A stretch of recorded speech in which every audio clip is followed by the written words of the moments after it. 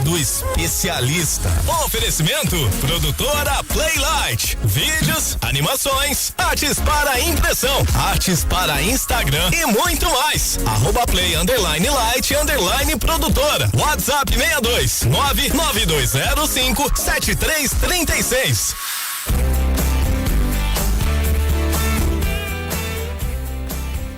É isso aí, estamos de volta ao programa Hamilton Espíndola e ele já está aqui conosco, o meu amigo doutor psicólogo.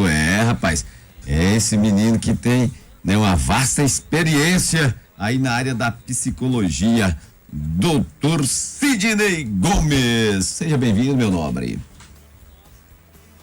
Seja bem-vindo ao programa Hamilton Espíndola. Olá, Hamilton, boa tarde a todos os ouvintes que estão nos acompanhando nesse momento. É um prazer estar aqui com vocês. Parabéns pela iniciativa, pelo programa e por estar trazendo assuntos tão importantes como o nosso, por exemplo, que nós vamos conversar. Muito obrigado.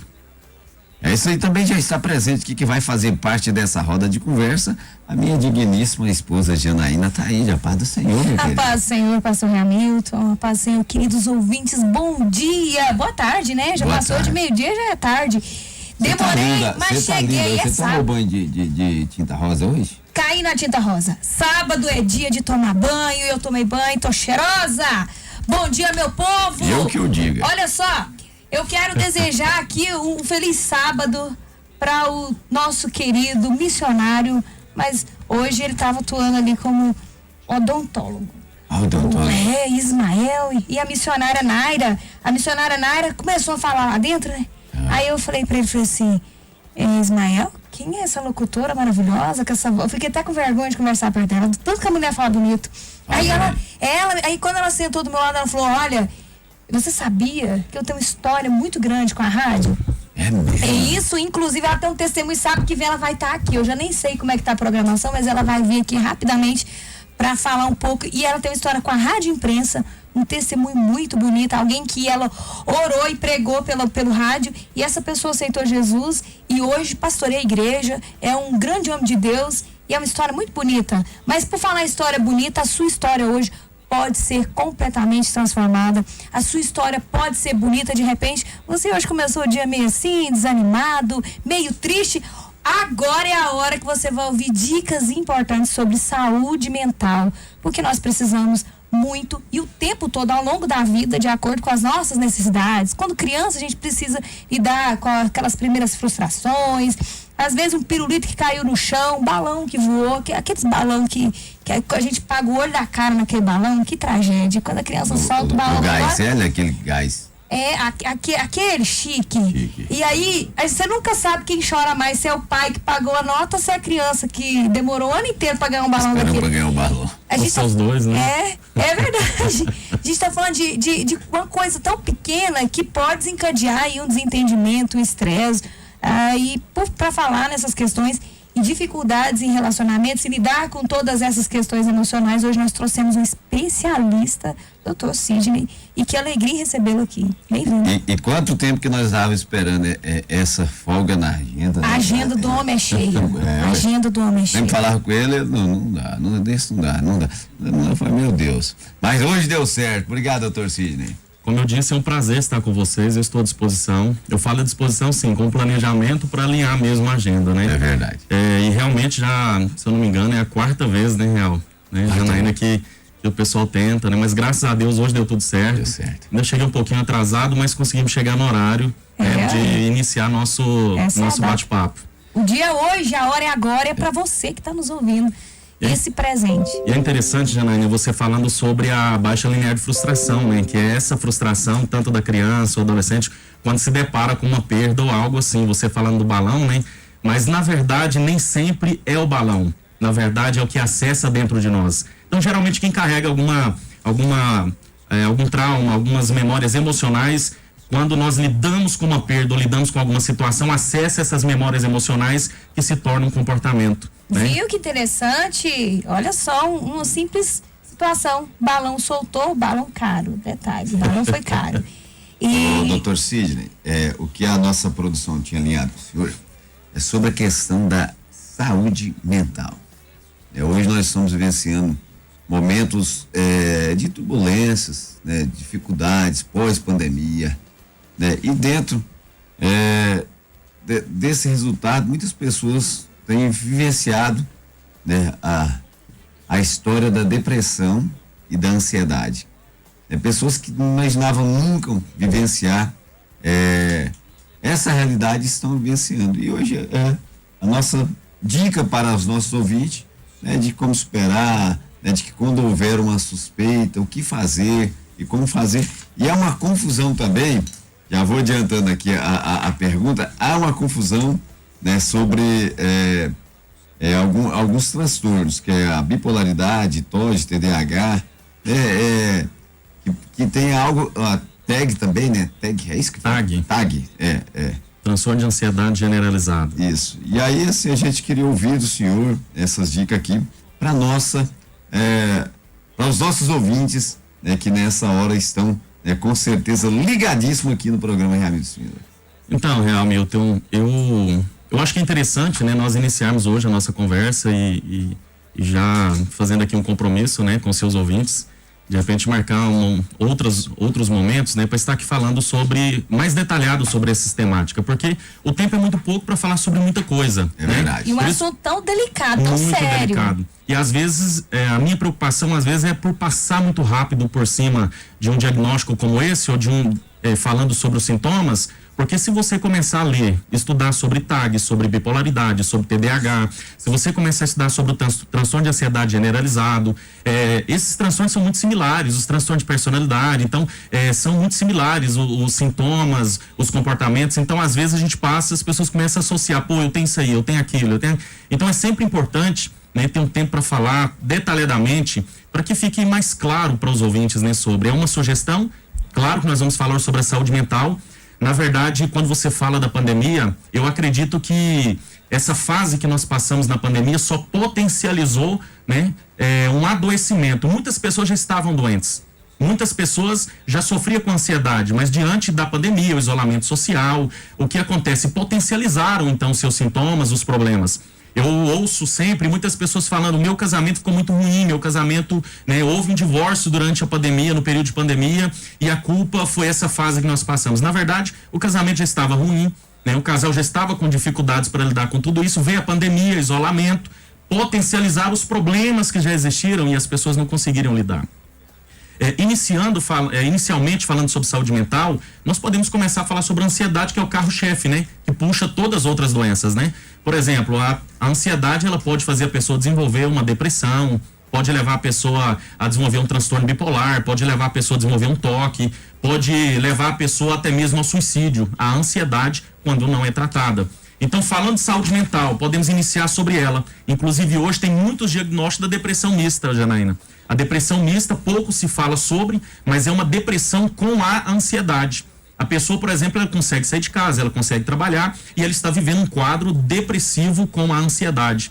Então, geralmente, quando falamos de depressão, as pessoas acham que a depressão é aquela que se isola, que fecha no quarto escuro e fica trancafiado lá. Na verdade, a depressão mista, a pessoa ela sai, ela consegue ter uma vida social, entre aspas, né? Mas não consegue identificar que está vivendo um quadro de depressão. Já está em sofrimento, mas não consegue localizar tudo aquilo e deixar evidente até para tratar, né? Para poder corrigir isso daí. Exatamente, eu acredito que o que nós estamos fazendo agora é uma contribuição muito importante, né? Sem dúvida.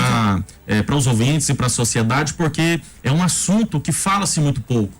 Muitas pessoas às vezes têm o Google, né? O professor Google como fonte de referências. Sim. Mas infelizmente, quem sofre com ansiedade, se ela joga no Google uma dor no pé da barriga, como muitas pessoas fazem, né? Aí aparece apêndice. Ela começa a ler sobre os sintomas da apêndice, ela começa a acreditar que ela tem apêndice. Aumenta a ansiedade, né? A coisa vai e começa piorando. A sentir os sintomas, o corpo começa a somatizar. Inclusive hoje tem um nome para isso, né? Hipocondria digital. Olha, são pessoas que pesquisam sobre sintomas. Aí vai pesquisar sobre a depressão. Então, é sempre importante buscar as fontes corretas, buscar o auxílio de um profissional, mesmo que seja para uma orientação, para uma tira-teima, uma dúvida. Nós estamos aqui num programa, né, que é evangélico, guiado por pastores. Então é importante a gente não espiritualizar tudo, não demonizar tudo, porque nós entendemos que existe a parte espiritual, mas existe aquilo que é biológico, é fisiológico. Existem coisas que você precisa fazer um tratamento e tem coisas que você consegue alcançar através da oração, através, né, de uma campanha ou algo assim. Não duvidando que Deus pode fazer, né, o milagre, porque Deus ele é soberano. Mas sem sanidade não tem santidade. Quem não tem sanidade mental é desequilibrado, não consegue ter santidade e até mesmo a sua insanidade atrapalha a sua fé. Então a depressão é um acúmulo de coisas, Hamilton, a grande maioria das vezes de coisas que nós não elaboramos e não resolvemos durante a vida. Eu falo muito isso, inclusive já falei sobre isso com você uma vez. Você às vezes pegar 10 quilos hoje, você sustenta ele com facilidade. Mas imagina você, Janaína, pegando esses 10 quilos e segurando por 20 horas. Esses 10 quilos vai tomando uma proporção tão grande que vai ficando insustentável.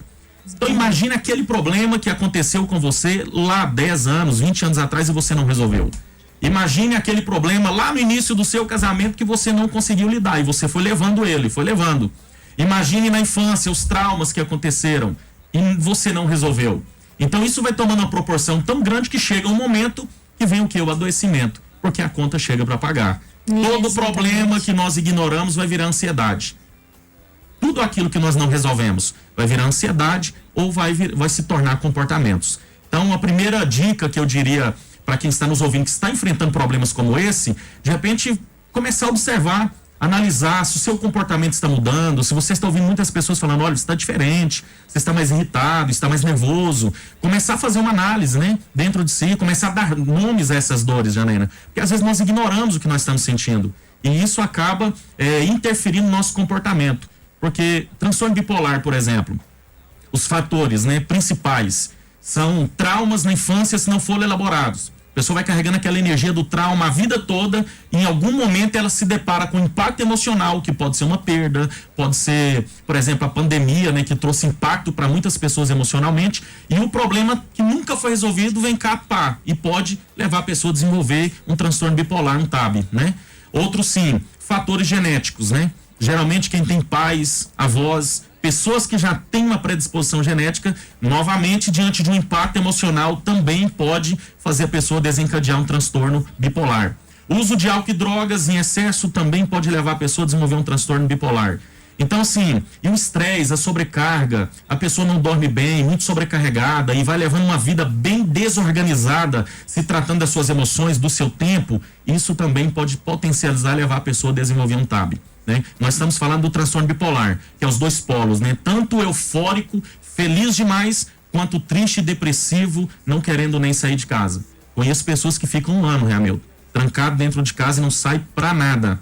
Quando faz um ano, ele entra em outro estágio, que é o eufórico. Aí ele sai e ele quer comprar a Nápoles toda, ele quer comprar o mundo, né? E aí ele vive um momento de muita euforia, comprando coisas desnecessárias, uma alegria fora do comum, sabe, conversando, porque uma característica da fase na hipomania, falas, né, conversa demais, fala muito, né, em excesso. Então, assim, aí ele vive essa fase e depois ele volta para a depressão novamente. E ele está assim há mais de 15 anos, né, e existe tratamento para isso, né. Então, às vezes, nós precisamos só compreender o que está acontecendo. Então, primeira dica, autoconhecimento. Comece a se conhecer, entender seus limites, dar nome a essas dores, dar nome ao que você está sentindo, não ignorando. Porque, infelizmente, a pessoa, quando ela tem um quadro de ansiedade, ou quando ela está vendo um momento assim, ela vai atropelando tudo, né, Hamilton? Vai passando por cima. Aí chega um momento que a conta chega para pagar. Aí o trem fica estreito, né? Aí, geralmente, às vezes, é um quadro conta, reversível. Às vezes essa conta vem com juros bem alto. E como, né? E é importante a gente falar sobre isso, porque espiritualizar as coisas, romantizar tudo, é um mal que a gente acaba fazendo, não sei nem por qual motivo, mas a gente faz muito isso o tempo todo. Então, quando a gente traz essa informação, a gente está dando um norte, uma orientação para os nossos ouvintes. Sim. Buscar ajuda. E eu costumo sempre dizer que cuidar da nossa mente é como ir ao dentista. Por que a gente só vai quando dói? Você deveria ir fazer um preventivo, fazer ali uma manutenção. Eu falo do dente porque é caro, não é barato, dói. E é uma coisa que você protela. Todo mundo faz isso, a maioria das pessoas, né? Então, quando você vai falar da mente, de todas as emoções, de todas as vivências, a gente sempre joga para debaixo do tapete, só que daí tem uma hora que dói. Então, e não é luxo. Outro dia eu atendi uma família, fiz um acolhimento com a família, recebeu o diagnóstico de uma criança com autismo e eu percebi a mãe muito, muito desorientada. E em algum momento eu falei, você precisa de suporte psicológico que a gente vai te oferecer e tal, te acolher. Ela, não, moça, eu não sou louca, eu não preciso de psicólogo. Então, assim, a gente percebe que existe uma certa resistência que é cultural. E tudo isso só traz prejuízo, sem dúvida nenhuma. Infelizmente. Só para você ter uma noção, acredito que você sabe dessa informação, mas até uns anos atrás, os consultórios de psicologia não poderiam nem ter placas identificando que era um consultório de psicologia nem psiquiatria. Não, dessa daí eu não sabia não, interessante. As pessoas tinham realmente um tabu muito grande. Quando fala assim, você vai a um psicólogo, vai a um psiquiatra, a primeira reação é essa, né? Eu não tô doido. É porque, na verdade, Janaína, você falando, eu vou fazer aqui rapidamente uma comparação, por exemplo, a questão espiritual em relação ao que nós estamos enfrentando. Sim. Por que é tão difícil buscar ajuda, às vezes, com um terapeuta, um psicólogo? A grande maioria das pessoas acredita, né, que o psicólogo vai lá, as pessoas vão lá só para conversar. Eu vou lá para conversar, mas eu faço isso com meus amigos, eu faço isso com o pastor e vão só para conversar. Na verdade, como que você acredita que nós tratamos as emoções? Sendo que as emoções, elas são invisíveis. Não se tem um aparelho que meça o quanto alguém está feliz, o quanto está triste. Não tem um aparelho que meça a dor, porque as emoções, elas são invisíveis. E onde está as emoções? Na alma. Aí nós acreditamos na tricotomia, né, que é a divisão entre corpo, alma e espírito. Espírito é aquilo que liga você a Deus, sua espiritualidade. A alma, central das suas emoções. E o corpo, matéria, nossa estrutura. Corpo em grego significa soma, alma em grego significa psique. Da onde então surgem as famosas doenças psicossomáticas. O que são doenças psicossomáticas? É quando o seu corpo começa a somatizar, ou seja, a transparecer aquilo que você está sentindo. Você que nos ouve, preste atenção nos sintomas para ver se faz sentido ou não para você. Você que está sofrendo com gastrite, com refluxo, ritmias cardíacas, que é a batedeira no coração, né? A famosa batedeira. Mancha roxa pelo corpo, parece que se esbarrou em alguma coisa. Irritabilidade, intolerância, não tem paciência com explicações longas, não tem paciência com falação, barulho incomoda, deita para dormir excessos de pensamentos e pensa e não consegue dormir. Às vezes dorme e acorda no outro dia com uma sensação de cansaço, como se não tivesse dormido muito bem, ou seja, o cérebro não desliga. Aí vem bruxismo, está relacionado à tensão da ansiedade, dores no maxilar. Você que nos ouve, que sente algo nesse sentido, a fibromialgia, a tensão no corpo, tudo está relacionado às nossas emoções. Aí às vezes a pessoa não consegue compreender que o nosso corpo realmente somatiza. E tudo isso é invisível. É por isso que tem pessoa, Janaína, que vai ao médico, faz uma bateria de exames e não dá nada nos exames. Ele sai lá falando, não, isso aqui é falta de Deus, é falta de oração. Aí ela tá orando, tá jejuando, tá buscando a Deus e continua adoecida, né? A Bíblia tem mais de 40 versículos que fala sobre a ansiedade, né? Por exemplo, não andeis ansiosos em coisa alguma. Nós vamos, por exemplo, observar lá em Mateus, fala, não se preocupe com o amanhã, pois o amanhã trará suas próprias preocupações. Nós podemos ver personagens bíblicos que vivenciaram momentos assim, e às vezes nós ignoramos, nós espiritualizamos tudo. A oração é a melhor terapia que existe. Mas se a pessoa não está bem, ela não consegue, às vezes, alcançar o nível terapêutico que poderia, né, ser. Fazendo aí uma análise aqui sobre personagens bíblicos. Eu acho que nós poderemos entender ali, né, aquela situação de ansiedade de Jonas, né, de Elias, né, uma pós-depressão. Jesus, ele coagulou ali do Getsemane sangue, né? A ciência fala sobre hematidrose. Hematidrose. Né? Que é a colocação quando há um nível de depressão muito grande. Né? Então, será que nós poderíamos explicar assim uma situação que poderia fazer um paralelismo, né, quanto àquela situação de Jesus? Então, assim, na questão da soma, né, do corpo, né, e da psique, que é a mente, né, a gente entende também que ele, como ser humano, poderia ter cansado, assim como os outros, né, o profeta Elias e Jonas também, naquela situação. Então, se a gente for olhar no contexto bíblico, então nem alguns personagens bíblicos passaram ileso da situação de depressão, ansiedade, porque nós que não estamos nem no cenário bíblico, não poderíamos passar por isso. Inclusive, Davi, né? Salmo 142, né? Salmo de número 142, versículo 7. O salmista Davi, em sua oração, ele fala, né? Senhor, retire a minha alma da prisão. Aonde que a alma de Davi estava presa? Nas suas emoções. Exatamente. Entende? Então, por exemplo, nós temos Noemi e Ruth, que tiveram perdas, né? E perdeu perdeu o marido, perdeu filhos, né? E a Bíblia fala de uma angústia, de uma dor de alma que elas voltaram para sua terra, né? Você falando de Jesus, é claro que é porque é o seguinte, Hamilton, a cognitivo comportamental, que é uma das minhas abordagens que eu atuo, nós acreditamos que tudo começa com o pensamento. Então, se você pensa e você fica pensando naquilo que você está vencendo, o seu corpo vai sentir, vai manifestar. Então, tudo começa com o pensamento. Primeiro você pensa, os seus pensamentos, ele faz você sentir uma emoção e essa emoção faz você ter um comportamento. Vou mostrar para você rapidamente. Imagina uma pessoa ciumenta, eu sei que talvez quem está aqui conosco não tenha ninguém assim, talvez quem esteja nos ouvindo também não, né? Não tem ninguém que sofra com isso, né? Sofre de ciúme, né? Ninguém. O que acontece com uma pessoa que tem ciúmes? Um exemplo. Digamos que ela combinou um horário, às 18 horas, está com aquela pessoa, né? O seu companheiro, sua companheira. E chegou o horário e a pessoa não chegou. Não está, ainda não, né? Não compareceu ao local do encontro. Aí a pessoa que tem ciúmes, ela começa a ficar pensando, o que será que está acontecendo? Aí liga para complicar mais ainda. A pessoa não atende. Aí ela começa, será que tá me traindo? Será que passou na casa de fulana? E começa ou de fulano e fica pensando. A pessoa que tem ciúmes, ela pensa tanto, que quando o outro chega, ela pensou tanto, e ela sentiu tanto essas emoções, raiva, tristeza, que quando a pessoa chega, oi meu amor, ela, meu amor o quê? Até agora você, entende? Então começa, ela já tem um comportamento, ela tem uma reação. Imagine você que me ouve, vai fazer uma entrevista de emprego. E você começa a ficar pensando, nossa, eu vou fazer essa entrevista e se eu não sair bem?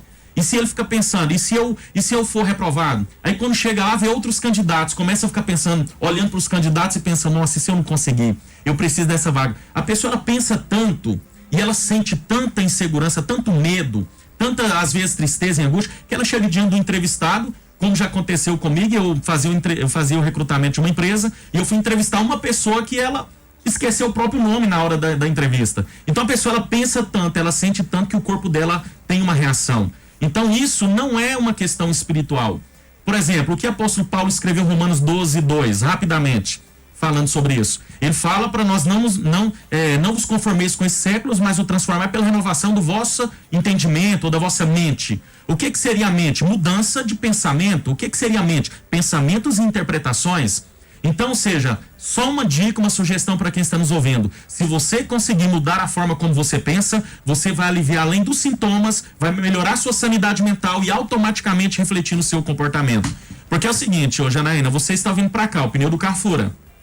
Você pode ficar com raiva, chateada, xingar, ou você pode olhar para o pneu furado e falar, pô, que bom que eu tenho um carro para furar o pneu. É uma forma diferente de você olhar para um problema. Exatamente. Então, quando você tem a mente transformada, você começa a olhar diferente para os problemas. E quando você olha e pensa diferente, o seu corpo reage. Aí você vê, assim, nitidamente uma mudança no comportamento, no humor e, enfim, na vida, né? Exatamente. A Bíblia diz que um abismo puxa outro, e a gente tem aqui a participação de um ouvinte que disse que já foi parar no hospital 2 vezes com sintomas de infarto, e não era nada disso, era só ansiedade.